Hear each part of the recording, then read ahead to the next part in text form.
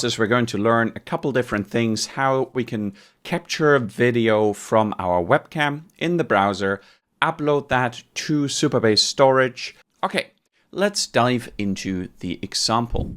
So here we have a simple, plain vanilla JavaScript front end.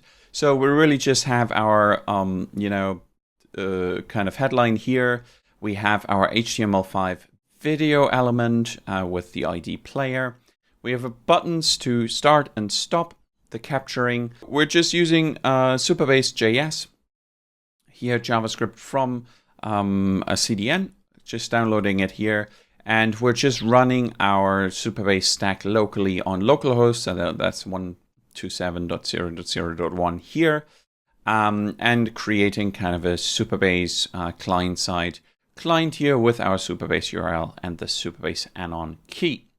Then really, just plain vanilla JavaScript. We're getting our references in JavaScript to our HTML elements. So our player, our text area, audio description, our buttons.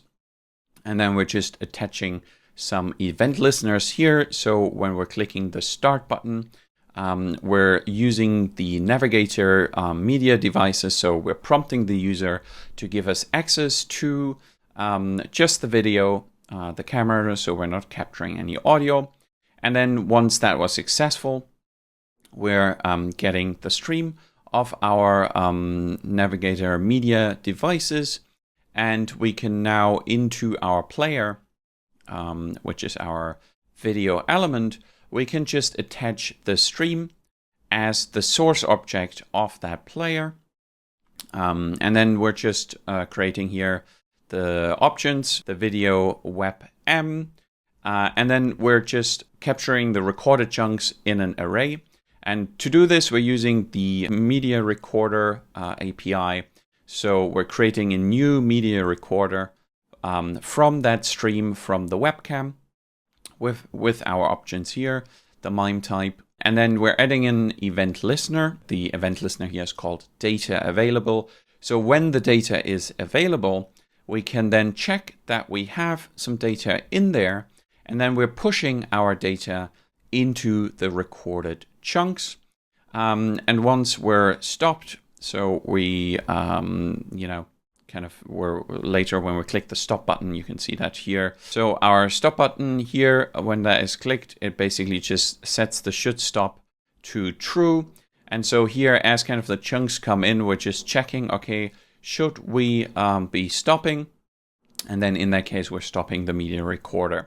Now we have another event listener on the MediaRecorder. So when that is being stopped here from this function call, what we then do is we create a new blob from all the recorded chunks. What we do here is we're just from the client side directly, we're uploading the blob. So this is really nice with Supabase Storage.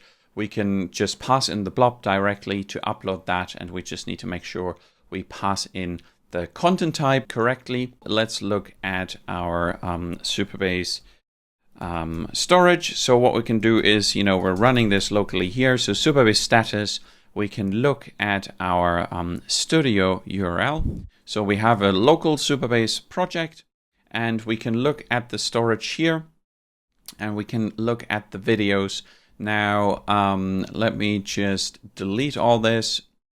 This is from our demos earlier. And so now let me go back. Let me just quickly record another one. Just waving. Okay, we're stopping here. And now we're sending this off and we're uploading it to our storage. So this is all still working as expected. So you can see here now we have our webcam video. We are not playing this. We haven't implemented this ability to play it directly here. But what we can do is we can get the storage URL and we can download it.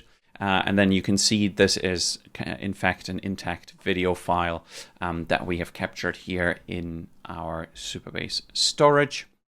Or, we can use that URL as well to, directly put that into an HTML5 video element to show it on our website, for example.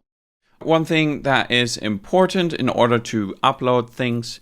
So here we're just showing a demo. So we're allowing public uploads because, we don't have any authentication built into this application. So, and we're uploading from the client side. So we need a policy that allows us to upload. And so you can see here, we're just doing this where we say, okay, allow public video, all the roles. So you can see this when you create a new policy. You can say new policy, full customization, and basically you would say here select insert and this the public roles for bucket ID videos. Now obviously in production that is not something that you want to do. Do make sure you're using that for authenticated users, or ideally you're kind of checking that an authenticated user is able to upload, for example.